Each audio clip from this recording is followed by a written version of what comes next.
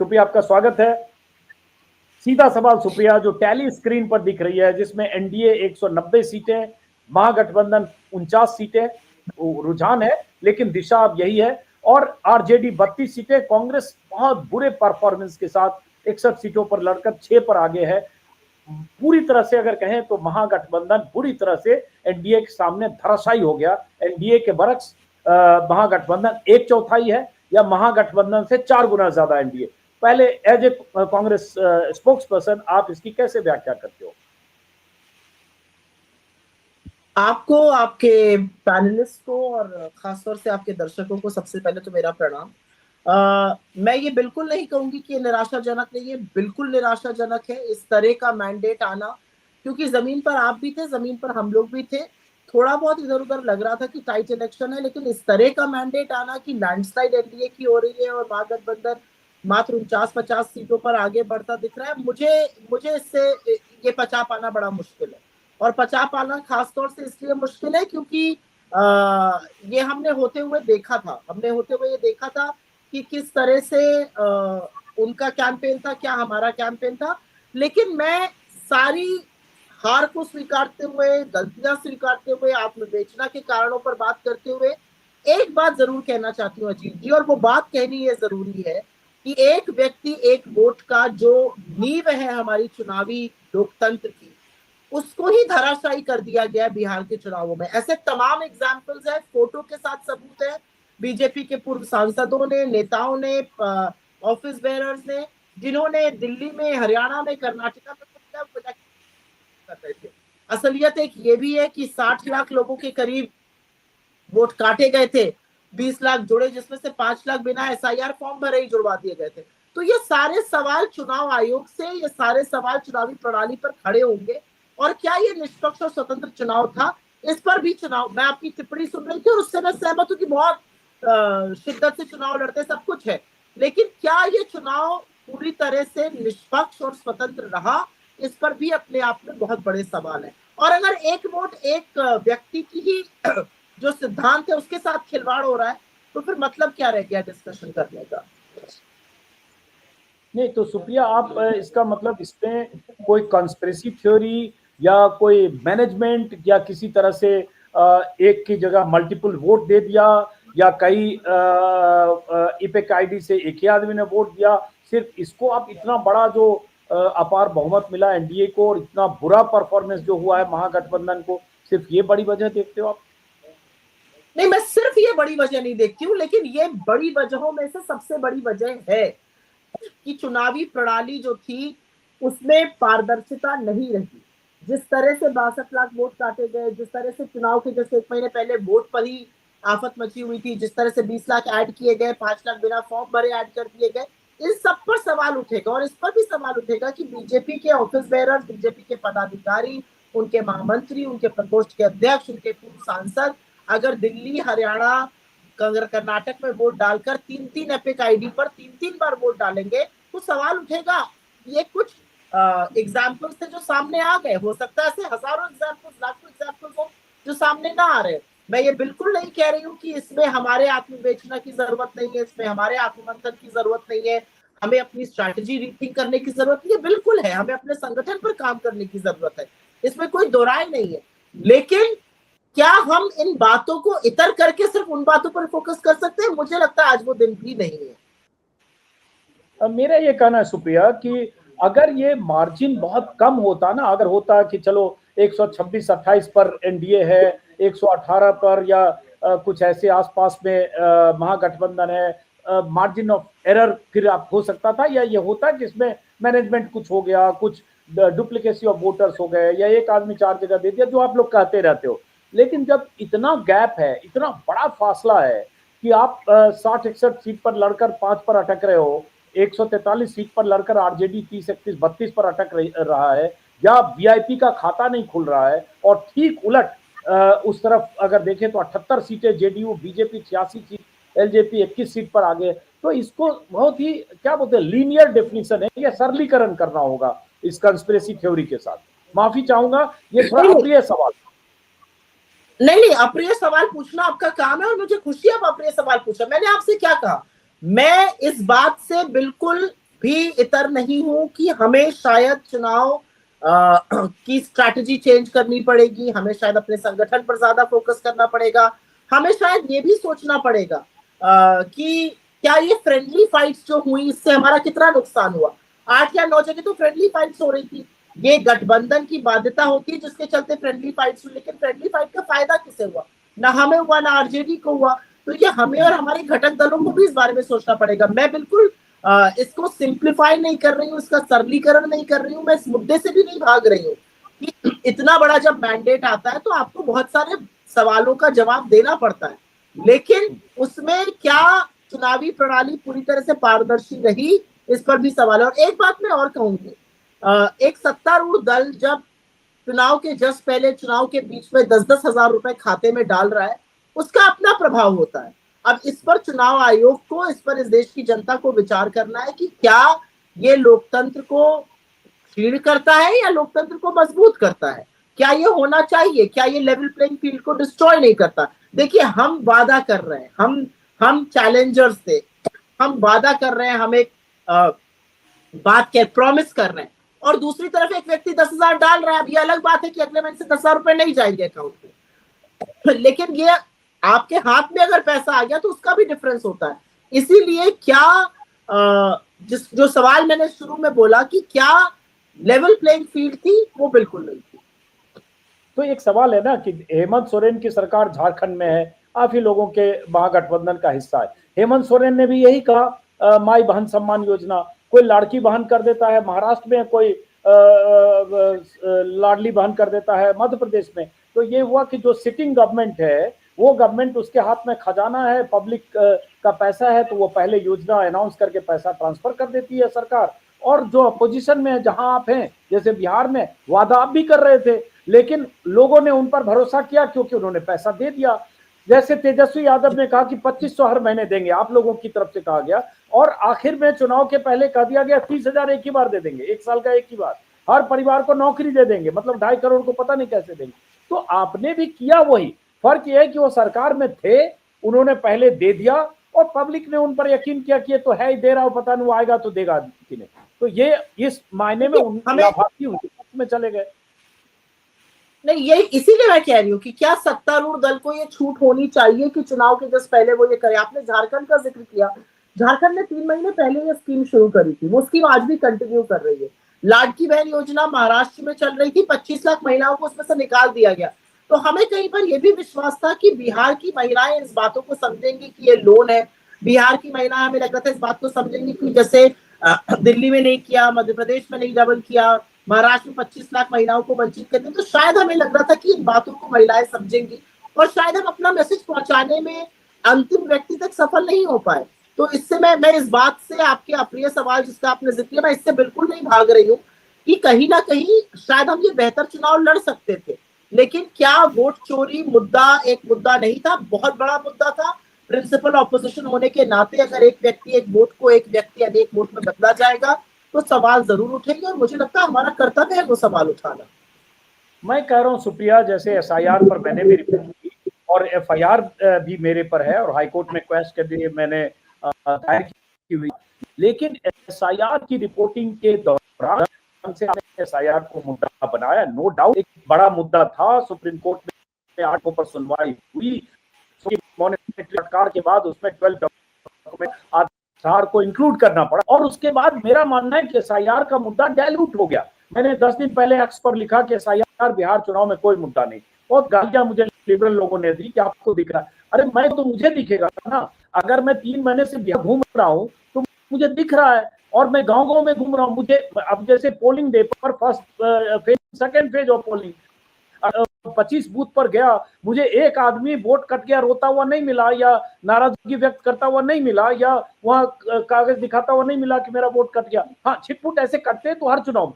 तो ये मुद्दा नहीं था, ये मेरा मानना है, क्योंकि जब वोट जुड़ गए, जिनके कटने थे उनके नहीं कटे आधार के बाद, तो बाकियों के लिए वो मुद्दा नहीं रह गया। ये मैं पहले से कह रहा हूँ सुप्रिया, एसआईआर की रिपोर्टिंग के दौरान कह रहा था, आज भी कह रहा हूँ कि जुड़ गए। मैं आपसे, सॉरी, मैं एक बात ही कहना चाहती हूँ, वो जुड़ गए क्योंकि आवाज उठी, अदरवाइज 62 लाख वोट कट गए थे।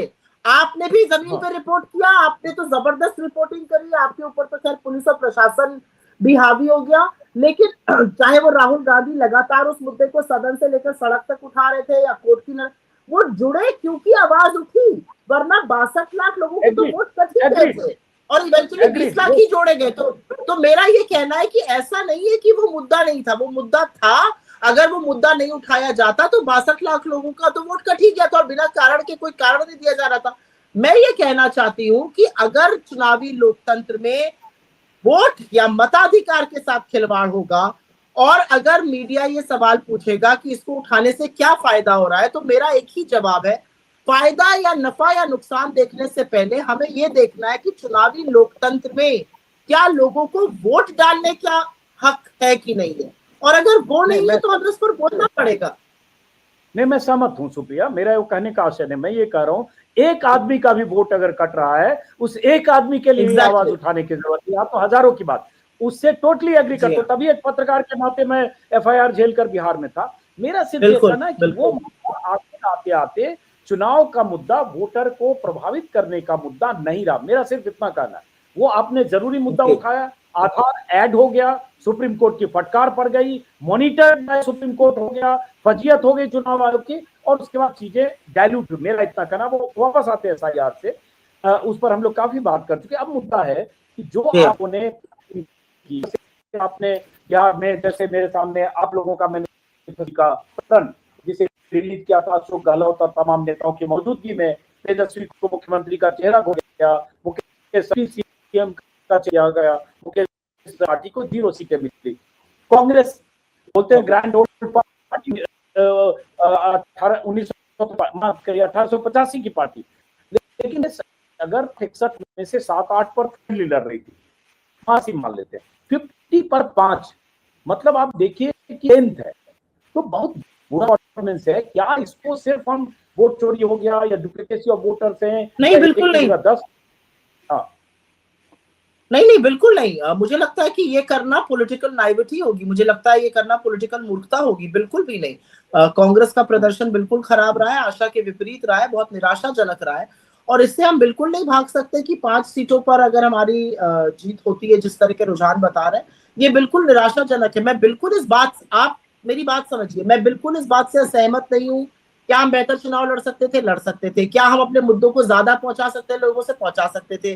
क्या हम ज्यादा बेटर कम्युनिकेशन कर सकते थे? कर सकते थे। क्या कुछ चीजें हम ज्यादा जल्दी कर देते? कर सकते थे। क्या हमारा संगठन ज्यादा मजबूत होना चाहिए? बिल्कुल होना चाहिए। मैं इन बातों से परहेज नहीं कर रही हूँ, मैं ये कह रही हूँ कि ये सारी बातें स्वीकारते हुए भी मैं वोट चोरी की बात कर रही हूँ। बिल्कुल हमारा प्रदर्शन खराब है, मुझे लगता है संगठन के तौर पर, राजनीतिक दल के तौर पर, प्रिंसिपल ऑपोजिशन के तौर पर हमें ये बहुत गंभीरता से देखना पड़ेगा। और मुझे नहीं लगता कि कांग्रेस में कोई भी इतना मूर्ख है कि इसको रफा दफा कर देगा। ये तो बिल्कुल ही, ये बहुत बुरा प्रदर्शन है और इसकी जवाबदेही तय हो। 2 सीट की बात करो, चूंकि आपने जवाबदेही की बात की, 2 सीट की बात करो, बहुत सिग्निफिकेंट 2 लीडर, राजेश राम जो आपके स्टेट प्रेसिडेंट हैं, दलित चेहरा है जिन्हें बहुत आगे किया गया, वोटर अधिकार यात्रा के दौरान लगातार राहुल गांधी के साथ उस खुली जीप पर नजर आए और ऐसे भी हर मंच पर उनके साथ दिखते, और टिकट बांटने में भी उनकी अहम भूमिका रही होगी चूंकि पीसीसी चीफ है। और दूसरे खान जो सीमांचल से चुनाव लड़ रहे हैं, वो कांग्रेस विधायक दल है, बड़े चेहरे, वो भी लगातार राहुल गांधी के साथ दिखे, वो भी पीछे हैं। शकील अहमद खान की हार तय हो चुकी, कुछ देर पहले 10,000 से ज्यादा पीछे थे, और अभी मैं राजेश राम का देख रहा हूँ 7,200 से पीछे, मतलब हारते हैं। तो 2 बड़े चेहरे, बाकी पर अभी नहीं जा रहा हूँ, 2 बड़े चेहरे जो फेस ऑफ द कांग्रेस थे बिहार में, वो बुरी तरह से अगर वो भी हार रहे हैं, अपनी सीट गंवा रहे हैं, इसको कैसे देखते हो? क्या हुआ वोटर ने एक्सेप्ट नहीं किया अदर देन फ्री वीज, फ्री रेवड़ी या महिला को वोट, महिला को कैश ट्रांसफर, या सिर्फ उसी को मुद्दा मानती है? मुझे लगता है ये बहुत निराशाजनक है कि अगर हमारे सीएलपी या हमारे प्रदेश अध्यक्ष पिछड़ रहे हैं, ये बहुत ही ज्यादा निराशाजनक है। इससे ज्यादा निराशाजनक और क्या होगा? मुझे दुख होता है इस बात का कि शकील अहमद खान की तो पर्सनल ट्रेजेडी इतनी बड़ी हुई, उनकी बेटे की मृत्यु हुई, इसके बाद भी वो चुनाव लड़ रहे थे और ये हाल रहा। मुझे इस बात का दुख है। मुझे इस बात का भी दुख है राजेश राम जी जो दलित समाज से आते हैं और राजनीति के इस शिखर पे पहुंचे बोगस चुनाव हारते हैं, तो बहुत दुख है इस बात का। मुझे ऐसा लगता है कि शायद चुनावी रणनीति में उन लोगों को अपने चुनाव पर ज्यादा फोकस करना चाहिए, शायद वो संगठन और चीजों में उलझे रह गए, बहुत सारे कारण होते हैं। लेकिन हाँ, ये भी एक सच है और मैं सच को स्वीकारते हुए इस बात को बड़ी जिम्मेदारी से कह रही हूँ कि जब गठबंधन होता है और अगर फ्री फ्लो ऑफ वोट्स नहीं हो रहा है, या अगर कहीं पर गठबंधन में हम फ्रेंडली फाइट कर रहे हैं, मुझे लगता है वो मैसेज शायद सही नहीं जाता है, आसपास की जगहों पर भी नहीं जाता। और राजेश राम जी के साथ पहले फ्रेंडली फाइट की बात थी, फिर कैंडिडेट विड्रॉ हुआ था। अगर ये ना होता तो शायद वो सीट जरूर निकलती। तो मुझे लगता है हमारे लिए भी और हमारे घटक दलों के लिए भी ये एक this is food for thought, सोचना पड़ेगा इसको। जैसे तेजस्वी यादव का है मामला, राघोपुर, सुप्रिया, राघोपुर वो सीट है जहां से लालू यादव 95 में जीते, उसके बाद 2 बार लालू यादव जीते, 2 या 3 बार राबड़ी देवी जीती और 2 बार जीते तेजस्वी यादव। 30 साल में अगर देखें तो 25 साल लालू यादव, राबड़ी देवी, तेजस्वी यादव का कब्जा रहा। एक बार राबड़ी देवी हारी 2010 में, लेकिन वहां से लगातार तेजस्वी यादव ट्रेलिंग में, कभी 3000, कभी 200, कभी 1200। अभी मैं मेरे ख्याल से अब आगे चल रहे हैं, अभी नहीं चल रहा है। अभी जस्ट मैं सामने इलेक्शन की कमीशन की वेबसाइट है, 343 वोटों से अभी आगे चल रहे हैं। जस्ट रिफ्रेश करके मैं आपसे बात कर रहा हूँ। तो इस सीट पर जहां 36,000 से जीतते रहे, 300, 500, 1500 से भी लगातार पीछे चलना है, 3000 से भी पीछे चलना, ये बहुत बड़ी मैसेजिंग है। क्योंकि यहां तो आपका वोट बैंक, आपका समाज, आपका काम किया हुआ, 2 मुख्यमंत्री का कार्यकाल, 1 डिप्टी सीएम का कार्यकाल, नेता और विपक्ष का कार्यकाल, सब उस राघोपुर से निकला है। तो जनता की मैसेजिंग क्या है? मुझे ऐसा लगता है कि ये थोड़ा सा, मुझे लगता है ये थोड़ा सा अनफेयर हो जाएगा अगर मैं इस पर टिप्पणी करूं। मुझे लगता है इस पर टिप्पणी आरजेडी के प्रवक्ता को करनी चाहिए। नेता विपक्ष रहे वो, तो मुझे नहीं लगता इस पर मुझे टिप्पणी करनी चाहिए। लेकिन मैं फिर से कहूंगी कि ये चुनाव नतीजे पचा पाना वाकई में बहुत मुश्किल है। मैं आपको मतलब दिली हकीकत की बात कर रही हूँ, इधर उधर की बातें तो बहुत होती हैं। ये चुनाव नतीजे पचा पाना, क्योंकि हम बिहार में रहे, मैं तो ऑलमोस्ट 1 महीना बिहार में आते जाते बार बार बिहारी में रहे, आप भी बिहार, इस तरह का चुनावी नतीजा वन साइडेड, देखिए क्लोज फाइट तो आ रही थी, और ये मैं मतलब आपसे खुल के बात करूं, क्लोज तो लग रहा था, पर इतना लैंडस्लाइड और इतना ज्यादा डिफरेंस होगा जमीन आसमान का, मुझे नहीं लगता था। ये किसी को भी इसका आभास था, और इसीलिए थोड़ा सा पचा पाना मुश्किल है। आई एम श्योर इलेक्शंस के बाद हम सबकी मीटिंग होगी और हमारे घटक दल के साथ भी होगी, तो थोड़ा मुश्किल है ये पचा पाना। मैं सुप्रिया, मैं लगातार बिहार में था, संजोग से आपसे मेरे ख्याल से 1-1.5 महीने से बात नहीं हुई हमारी। बस मैं सिर्फ ये कहूँगा कि 1 महीने से जिससे दर्जनों लोगों से मेरी बात हुई, जिसमें आपकी पार्टी के भी 1-2 लीडर हैं, जो लोग फोन करते हैं, या जेडीयू के, आरजेडी के लोग, ऐसे जानने के लिए आप घूम रहे हैं क्या लगता है, 50 जर्नलिस्ट फोन करते रहे। मेरा बड़ा क्लियर था सुप्रिया कि 130-35 से ज्यादा एनडीए जाएगा, कहाँ जाएगा पता नहीं, लेकिन 130-35 से ज्यादा जाएगा। किसी सूरत में एमजीबी की सरकार बनती मुझे नहीं दिख रही थी। अब सवाल उठता है, ये मैं कहूंगा कि लेकिन 194, 190 पार, ये तो कोई एग्जिट पोल भी नहीं दे रहा था शायद, और जो दे रहा था उसको हमें लग रहा था हाँ ये बियॉन्ड इमेजिनेशन है, बियॉन्ड एक्सपेक्टेशन है। मैं बिना नाम लिए कहूंगा कि जेडीयू के शीर्ष पर जो 3 लोग हैं, 4 लोग नीतीश कुमार के बाद, उनमें से भी एक शख्स ने मुझे पूछा था कि आपको क्या लगता है। मैंने कहा मेरे हिसाब से जेडीयू बहुत अच्छा परफॉर्म कर रहा है, लेकिन सरकार आपकी बन रही है पक्के तौर पर सही, अब वो कितना जाएगा 130, 35, 40 से ऊपर नहीं जाता, बट ये जितना हम लोग सोच रहे थे उससे 30, 40। एक्चुअली सरप्राइज इसमें सबसे ज्यादा जेडीयू की ही परफॉर्मेंस रही, क्वाइट फ्रैंकली। आई मीन अगर मैं कांग्रेस की प्रवक्ता को छोड़कर थोड़ा सा पॉलिटिकल बात करूं, इस पर सबसे ज्यादा हैरत अंगेज परफॉर्मेंस जो थी वो जेडीयू की लग रही थी, बिकॉज ऐसा लग रहा था चुनाव में that JDU is a laggard. ऐसा लग रहा था कि जेडीयू शायद उनके घटक दलों को पीछे खींच रहा है, पर जेडीयू की परफॉर्मेंस काफी कमाल की रही, और ये शायद बीजेपी के लिए बहुत मतलब कटाक्ष तो नहीं करना चाहिए, लेकिन शायद ये बीजेपी के लिए बहुत अच्छी खबर नहीं होगी। लेकिन मैं एज ए जर्नलिस्ट जो 20 दिन से घूम रहा था, मैं महसूस कर रहा था कि अगर जेडीयू का परफॉर्मेंस, मैं बल्कि मुझे इससे उलट भी दिख रहा था कि may be JDU number 1 party बन रहा है इस बार, क्योंकि नीतीश के प्रति एक सिंपैथी, नीतीश ने महिलाओं में जो आकर्षण देखा, मेरे वीडियो में सब दर्ज है, जिस तरह से कतार में महिलाएं थी जो नीतीश कर रही थी, तो मुझे तो लग रहा था कि जेडीयू नंबर 1 भी बन जाए तो कोई आश्चर्य नहीं। लेकिन फिलहाल अभी जो जब आपसे बात कर रहा हूँ, 88 पर बीजेपी आ गया है, 79 पर जेडीयू आ गया है। मतलब जेडीयू बहुत जबरदस्त पिछली बार से कामयाबी, और उनमें एलजेपी का जबरदस्त स्ट्राइक रेट है। आरजेडी अब 32 पर आ गए। आखिरी सवाल सुप्रिया, आखिरी सवाल कि इस नतीजे का क्या हासिल है, क्या टेक अवे है आज से विपक्ष के लिए? मुझे लगता है सबसे पहला तो टेक अवे ये है कि विपक्ष को बिल्कुल हतोत्साहित नहीं होना है कि वोट चोरी मुद्दा नहीं है।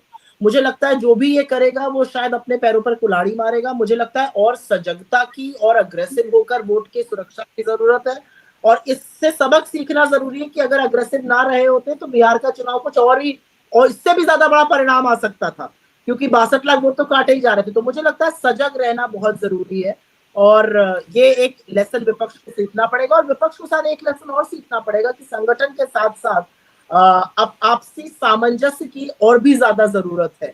और पॉलिटिकल एम्बिशन एक तरफ, लेकिन अगर फ्रेंडली फाइट्स होंगी तो उसका फायदा ना हमें होगा ना हमारे घटक दलों को होगा, उसका फायदा सामने वाले को होगा। एक सवाल, कुरबान अली बहुत सीनियर जर्नलिस्ट है, बीबीसी में लंबे अरसे तक रहे, एक सवाल सुप्रिया आपसे पूछना चाहते हैं। कुरबान अली साहब। बिल्कुल, नमस्कार। अजीत जी, मैं आपके माध्यम से कांग्रेस प्रवक्ता सुप्रिया जी से ये जानना चाहता हूँ, उन्होंने जो भी बातें कही पिछले आधे घंटे के अपने इस वक्तव्य के दौरान, उनसे कमोबेश मैं सहमत हूँ, और उसमें कोई ऐसी बात नहीं है कि जिस पर एतराज किया जा सके। लेकिन सुप्रिया जी, क्या इस बात का कोई जस्टिफिकेशन है कि आप लोग एक स्ट्रॉन्ग अपोजिशन के तौर पर, एक स्ट्रॉन्ग फेस के तौर पर बिहार की जनता के सामने आ पाए, और आखिरी वक्त तक जब पहले चरण का मतदान, जिस दिन उसके नॉमिनेशन खत्म हो रहा था, उस दिन आपने अपने चीफ मिनिस्ट्रियल कैंडिडेट और डिप्टी चीफ मिनिस्टर का अनाउंसमेंट किया अशोक गहलोत के पहुंचने के बाद, और जो माहौल वोट यात्रा के दौरान और जो रेस्पॉन्स आप लोगों को मिला था, उसके बाद 1.5 महीने तक राहुल गांधी बिहार से गायब हो गए, इसका क्या जस्टिफिकेशन है? मैं इन दोनों सवालों का जवाब दूंगी, और मैं जवाब शुरू करूंगी तेजस्वी यादव जी से देने का। देखिए, Tejashwi Yadav ji deputy chief minister थे, तेजस्वी यादव जी हमारे जो बड़ा घटक दल है आरजेडी उसके प्रमुख चेहरा थे, तो मुझे लगता है कि उसमें कोई संशय ही नहीं था कि वो चीफ मिनिस्टरियल कैंडिडेट, मतलब अगर वो नहीं थे तो कौन था। ये तो एक औपचारिकता थी, और मुझे नहीं लगता कि इसमें जल्दी या देर, अशोक गहलोत जी सीनियर लीडर, उनकी प्रेजेंस में हुआ, अच्छी बात है, पर इसमें कोई संशय कभी था नहीं महागठबंधन में। तो ये सवाल, इसलिए मैं इसका जवाब देने में अक्षम हूं। दूसरा, आपने जो सवाल पूछा कि राहुल जी गायब हो गए, देखिए राहुल जी ने बिहार में जो जन जागरण, जो जन चेतना का काम किया, वो अब उन्होंने ही जब ये मुद्दे उठाए एसआईआर वगैरह के, तभी से ये कार्यक्रम शुरू हुआ, जब उन्होंने वोट अधिकार यात्रा करी। और इसीलिए मैं बार बार अजीत जी से बोल रही हूँ, आप भी घूम रहे थे, हम भी घूम रहे थे, एक जज्बा था लोगों में, एक उत्साह था युवाओं में, वो बिल्कुल कन्वर्ट नहीं हुआ। ये बड़ा समझना मुश्किल है। और राहुल जी कोई 1.5 महीने गायब नहीं हो गए। राहुल जी उस दौरान हरियाणा का उन्होंने वोट चोरी का हटाया, हमारा संगठन सृजन मध्य प्रदेश से लेकर गुजरात, राजस्थान, हर जगह चल रहा है, उसमें शिरकत करी। मुझे लगता है कि देखिए हर चीज का, और ये शायद एक थोड़ा सा इजी सिंप्लीफिकेशन, सरलीकरण है कि हर चीज का ठीकरा राहुल गांधी जी पे फोड़ देना थोड़ा सा शायद बेमानी है। वो शीर्ष नेतृत्व में उन्होंने एक जन जागरण का काम शुरू किया, एक टेम्पो बनाया, एक टेम्पलेट दी। शायद एज अ संगठन हम उसको उतने आगे तक या उसके अपने परिणाम तक नहीं ले जा पाए। तो अगर जीत होती तो सबकी जीत होती, अगर हार है तो सबकी हार है। मुझे लगता है राहुल जी को अकेले सिंगल आउट करके इसके लिए ब्लेम करना शायद थोड़ा सा बेमानी होगा, और मैं वो काम नहीं करूंगी। मुझे लगता है उन्होंने हमें एक टेम्पलेट दी थी, हम उस we could not run with the baton, let me just say it like this. और कोई सवाल खत्म करेंगे सुप्रिया को? कुर्बान अली हो गया, आपको जवाब मिल गया? नहीं, मैं यही कि क्योंकि स्ट्रॉन्ग और जो एक स्ट्रॉन्ग फेस जाना चाहिए था महागठबंधन का, मेरे ख्याल में वो नहीं जा पाया। और अगर ऐसा पहले से रहा होता, एक मजबूत चेहरे के साथ आप उतरते, तो शायद ज्यादा बेहतर जन समर्थन मिलता, मुझे ऐसा लगता है। क्लोजिंग जी, मतलब आई थिंक जब हम हारते हैं तो बहुत सारे मतलब उसमें से बहुत नुक्ताचीनी की जाती है। मैं कुर्बान अली साहब की बात से सम्मान करती हूँ। I may respectfully agree to disagree with him. मुझे ऐसा लगता है कि ये बिल्कुल व्यापक बात थी, ये कहने की बात नहीं थी, वही हमारा चेहरा थे। अब जब चुनाव अगर हम पक्ष में नहीं गया है तो बहुत सारी चीजें बात करी जा सकती है, पर फॉर नाउ मुझे लगता है कि संगठन के तौर पर, रणनीति के तौर पर, चुनावी प्रचार के तौर पर हमें शायद आत्मविवेचना करने की जरूरत है, लेकिन बिना वोट चोरी के मुद्दे को छोड़े, बिना चुनाव आयोग को कटघरे में खड़ा किए अगर हम ऐसा करेंगे तो हम इस देश की चुनावी लोकतंत्र के साथ खुद खिलवाड़ करेंगे। ऐसा नहीं होगा। बहुत धन्यवाद। बहुत बहुत शुक्रिया।